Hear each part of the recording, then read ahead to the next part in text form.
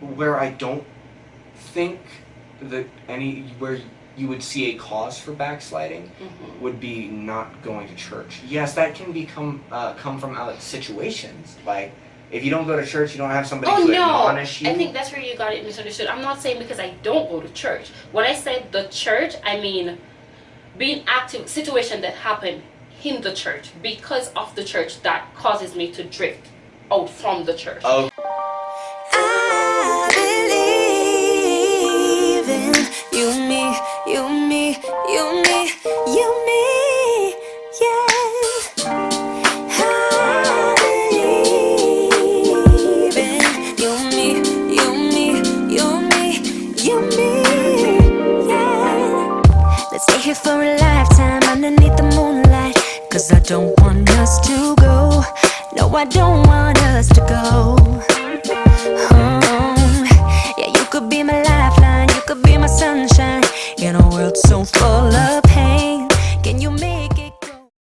Hey guys, welcome back to our channel and welcome back to another video. This is the first episode of our new series, Get Uncomfortable with the Barthols. I know we have a lot of new subscribers, so for those who are new, I am Sherry and this is my husband Billy. Hi. On today's topic, we will be talking about what are we talking about, babe?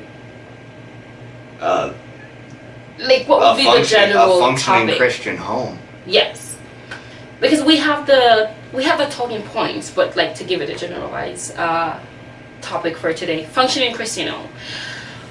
I don't know. I guess the best way to describe it would be having a home that pleases God. Yes. And how difficult it could be, and how you don't always fit in with that being the case. Right. So we will be doing topics circulate around those major topics, like smaller subtopics. So with that being our first subject, Ben, would you do this? Would you do us the honor of saying a prayer to start this episode? Sure. I can say a short prayer. Okay. Heavenly Father, we thank you for today. Thank you for your grace and your mercies, and just the love that you have given unto us, and the peace which surpasses all understanding. As we're about to go into this new episode, I pray for your directions, I pray for your guidance and your leading. Make everything that's coming out of our mouth be truthful. Make it be pleasant to you and those who are around us. Give us the courage to forgive. Give us the love to overcome whatever is going to be said, as we try to please and do your will. In your name I pray. Amen. Amen. Alright, so we kind of add that we had them in a little bit of order, just so we're not like all over the place with the topics. So we have 6 major talking points. And mind you, as we go through, we are going to be bringing out scriptural references, things that spark our mind. This is entirely unscripted because we really wanted it to be the essence of getting him comfortable. It's not always going to be comfortable. We will try. Well, we will be civil, and please be civil in the comments, please. YouTube appreciates it. But if you would be in the comments, YouTube appreciates that as well. Yes. It's a peaceful platform. But we figured, and to just kind of get us started, we'd start with one of Sherry's talking points. So we'll go ahead and list on the screen somewhere. Just say she'll know. But somewhere, the 6 points that we're going to be going through. The first of which being finding your way home. Moving on to finding a Christian partner. Pleasing God consistently in your marriage. The societal views on Christian homes. Combating the darts that come with those views. And the difference between being virtuous and being a Pharisee for attention. Yeah. And some of these, at least I know, I'm probably going to step on some toes. So, with that being the case, just be civil. Yeah. Alright, so the first one was finding your way home. Mm-hmm. Okay, so I for those of you who don't know, like, I was baptized from a very young age. Since the age of 5, I have been actively a Christian up to the age of 21 years old. And don't come at me, I didn't backslide out of church, or didn't not do that because of sex or anything like that. Circumstances happen, and I list all of those in my book that's coming out, that's called The Fighting Me. You can, whenever it comes out, you read all the reason as to why I slowly drifted. But that's for the next conversation. But to me, it's like, if you're not adhering to the rules of the church, and like as a Christian as a whole, forget that, not the church. If you're not adhering to the rules that God has set, for me, it's considered a backslider. You're not doing the will of God. And I have been out of that realm for many years. I still pray, I still read my Bible, I have Bible studies, but it's nothing compared to where I used to be in Christ, or where I used to be as a Christian. Mm-hmm. But I disagree that that has anything to do with church. The church? Yes, I disagree that that has anything to do with church. What do you mean, like going to church? Yes. I believe that it has more to do with a personal commitment. A personal commitment to uphold the virtues, the values, and the things set forth in the Bible. Because when Christ went to the cross, it was to become the bridge. Yes. It was to become the go-between. And yes, he does say, bring 10% into the storehouse, and that fellowship among Christians is important. Just as iron sharpens iron, so too does a man sharpen another man. It's important that we have a fellowship with other Christians to maintain, at the very least, accountability. Yeah. But where I don't think that where you would see a cause for backsliding would be not going to church. Yes, that can come from situations. Like, if you don't go to church, you don't have somebody to admonish you. I think that's where you got it misunderstood. I'm not saying because I don't go to church. When I said the church, I mean being active, situation that happened in the church, because of the church, that causes me to drift out from the church. Okay. No, I'm not saying, hey, I don't go to church every Sunday, so I'm a backslider. No, I'm not saying that. I understand that from when I was very young, that doesn't really mean much, really, and away from the point that let's try to avoid using that term, too. Which one? Labeling somebody as a backslider. A Christian is a Christian. But if somebody has... If fallen apart from grace? If somebody has fallen, or somebody has gone out into the world, I wouldn't label them as anything other than a Christian, or as anything other than a prodigal son. You see, and that's where the cultural part comes in for me and you, because like I've been in the church since I was 2 years old. You know, growing up in the culture. Like, if you're no longer active in the church and like committing fornication, adultery, anything out of that, you're quote unquote a backslider. You're not a functioning brethren of the congregation anymore. Alright, so with that being the case... How do we find back? Finding our way home. And I think really the key for that comes out of a couple of specific phrases and a couple of specific stories in the Bible. Yeah. And I'm a perfect example of this. I have a wild story that I may tell one day, but I'm not ready yet. Yeah. There's of the prodigal son? No, of myself and how I was the prodigal son. Yeah, that's what I'm saying. Bringing forward where it comes from the Bible, the prodigal son is really the truest example of what we do to God. And there's a reason that parable was told. And there's a reason that it's still applicable today. Because we find repeatedly throughout the Bible that God is very jealous. God is a very jealous God.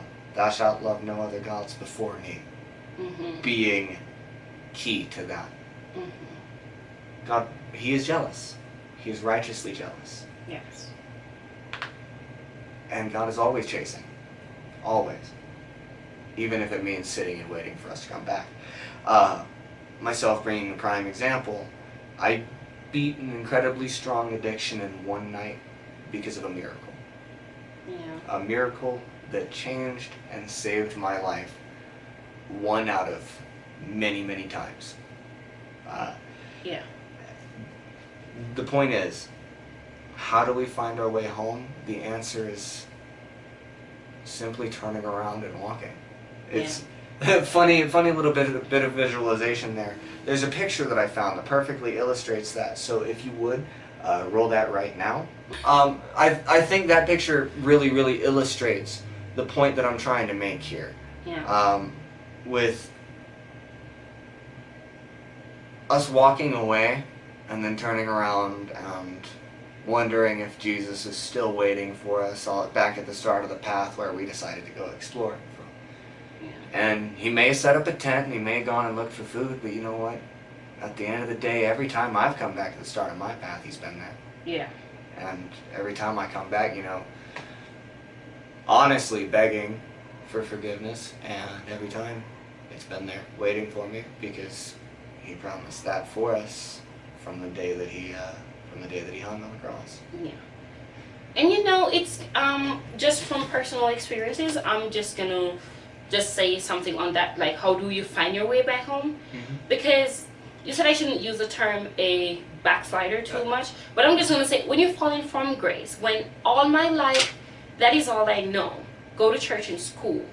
Now I've become an adult and I am not active in the church. I am not I am not where I used to be spiritually. And you're saying, how do I find and you're like, this life, just do it. But honestly, it's not that easy. And why I said it's not that easy, the Bible itself, God himself said, whenever you withdraw from him, you now attach to yourself 7 additional demons. But where is that in the Bible? I don't know exactly where it is, but it's in there. The reason that I asked... You think I'm just making up scriptures? No, I don't think you're making that up at all. The reason I ask where is you want to see the context of time where... I want to see whether it's old or new. Old or new. If it's law, test, the 7 dimensions. I don't remember them. What my pastor taught me now. I want to see if it's after the outpouring of grace from Jesus Christ on the cross. Yeah. Was it before or after we were given grace? See, that I didn't know. I'm just trying to research now where. And I could understand why the context would change the whole meaning of the situation, because just like they used to use blood on the doors to sanctify, they're not doing that anymore because God himself has sacrificed that life. Because Jesus was the spotless lamb. Yeah. On all of our doors. Yeah, he was. And I can understand that, but the fact and now it's gonna make it hard for me to say so confident about the 7 demons, like drawing to yourself when you draw from God, because now we don't know in which one of the dimensions is that, or God is just saying, hey, I'm here, I'm your advocate, just come back. So you know what, I'll just refrain from using that as a strong statement because I don't know. Well, absolutely. Well, I'm not saying it's not valid. Yeah. Right? For instance, you may have those 7 demons. However, the difference is, and I think this is the difference, the difference is casting them away. Yeah. Because one, before Jesus, we had to go through priests and sacrifices and sanctifications to remove these evil spirits from things, or to cast out demons or anything like that. Since the outpouring of grace, Jesus Christ himself said, you will go forth and you will do the same miracles that I have done and many more greater. Jesus promised that. And look at the time he cast out all the demons from the man. Man, put into the pig and they go drown. So even then, you can tell that, okay, they no longer exist, period. So you cast them from someone, you say, oh, I can't eat pigs because they're in it. It's like, no, the pigs are all dead. So whatever new species of pigs exist, they no longer have, but that's a whole different topic. So that's why I'm going to refrain from using that. But even then, it is still hard, because now I have attached a lifestyle, right? Which you consider like an ungodly lifestyle. You don't practice the same. You know what, y'all? We're going to have to do something. We're going to have to break this video up into a couple of parts. This video is going to become a mini-series within a series, because we have 6 more and we're already recording for 13 minutes. So now I am not able to argue on the point of the 7 demons being hard, but I'm saying even then, say we're not using the demons, say you get 7 additional demons, it is still hard, because those normal things that I would do as an active Christian, they're no longer so much of the importance of my life. As I said, I read the Bible and I pray, but it's not as dedicated as I was when I was an active Christian, So and dropping the things. Dropping some of the things that you say wouldn't be godly, or wouldn't see you as a Christian, is another hard thing. And why it complicates me is that a lot of it's not even biblical. It's all based on culture and your rules, like not wearing a pants. When I was in church, I couldn't wear a pants because my denomination was against pants wearing for women. But at the same time, if you go to Dubai, men wear robes, right? What would you say about that?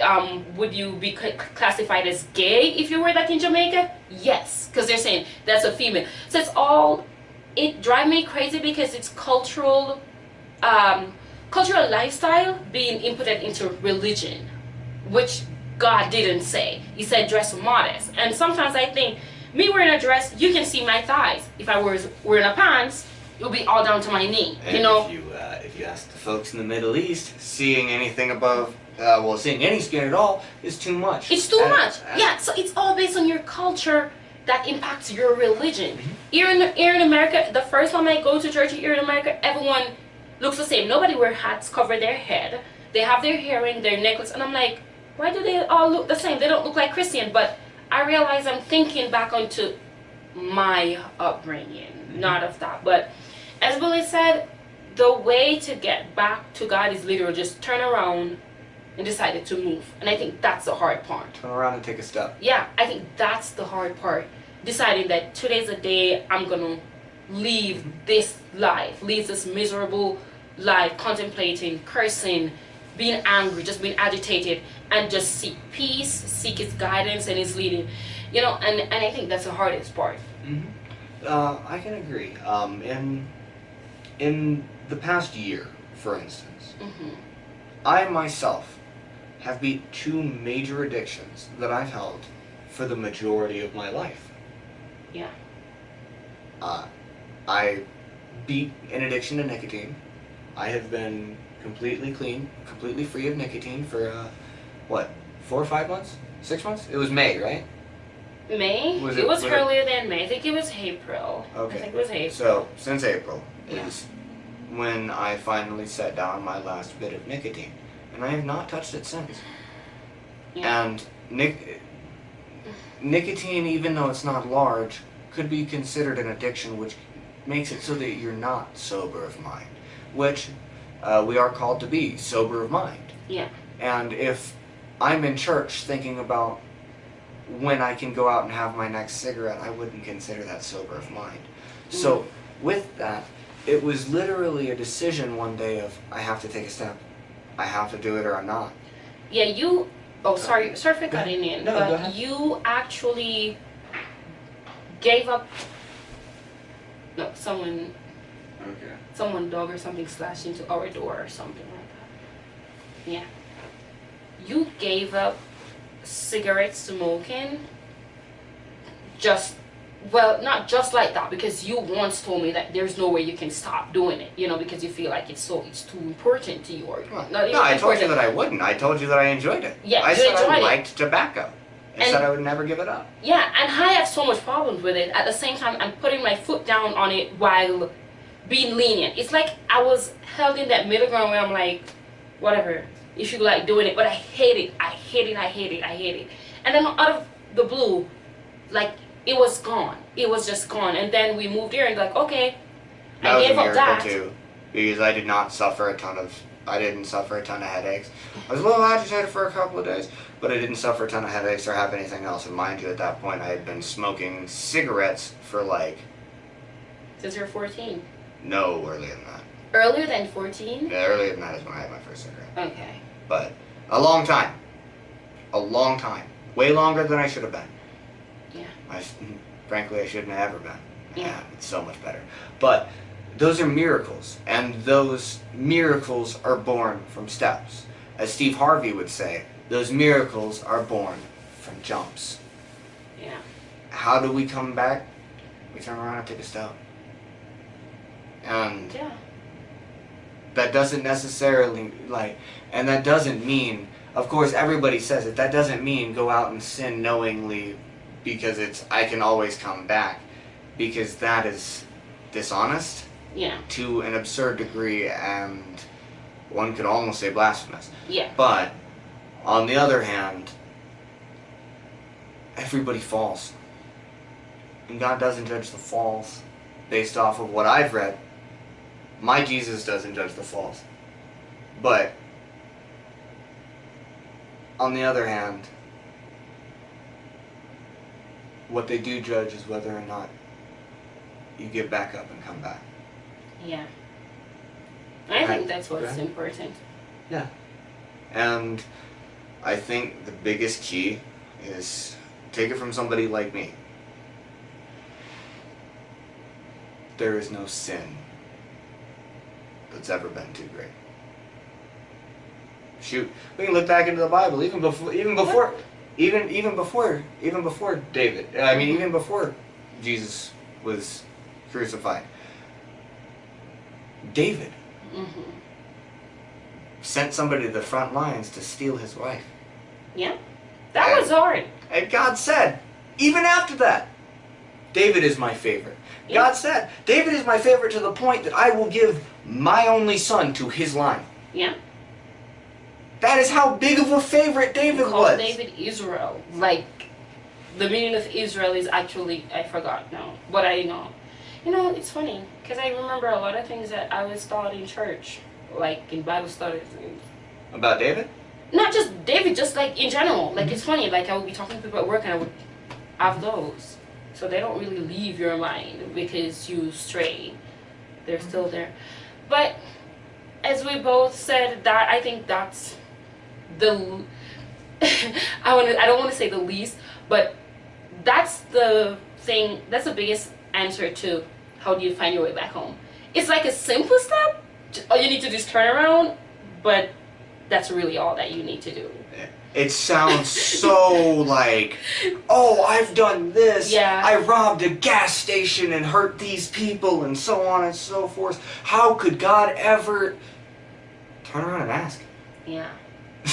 Even in scripture, he said, if my people were called by his name, humble yourself, seek his face, turn from the wicked ways. So it's kind of like in order. You have to turn from your wicked ways, humble yourself, and then seek his face, or in some order of those 3 steps. But God will hear from heaven, forgive the sins, and heal the land. And I've heard that scripture so many times, but I've never yet thought that it would be in that sequence, like saying, God, I'm here. I just need to find my way back home. How do I do it? When you literally just answered that in scriptures for us. So, yeah. Do you have anything additional to say? I mean, not really. I feel like if we go much further, we're really beating a dead horse with everything that both we have said, and I'm sure that you've been told out there about how it can be, about how it can be as a Christian household, and how it can be to come back to God, and the fact that you're never too far. Yeah, and we would love to know in the comments. You know, I always try my best to reply as soon as I get them, or to comment just to know that you guys know that I'm here, because I don't just go through my comments and all. I read them, try to see where the point of view, and reply to those that I can. So we would love to hear from you guys on your stance. You know, if there's anything that you want to point out that we said, if there's any additional, just always feel free to leave your comments. As I said, the comment section is made for people who has your own opinion. Some of them you may not like, but that's just how it is. You know, you just have to just go with it and just not take anything too personal. Absolutely. I like that. Yeah.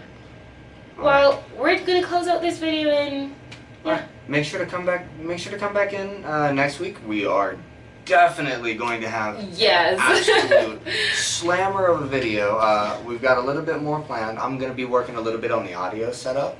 We moved to a new shooting location, so I'm working on the audio in here. Right. We'll get that sorted throughout the week and make sure that next week we are absolutely ready, where we're going to be talking about finding a Christian partner. About how important it is to be equally yoked. And the reason we started with this today is before you can be equally yoked, you have to be yoked. Yes, you have to find your way to God to be yoked with someone who's like-minded, you know, so. But all in all, You're never too far. Turn around and take that step. I promise you, Jesus is waiting. I promise. Thank you guys, and we'll see you in the next video. Bye! Bye.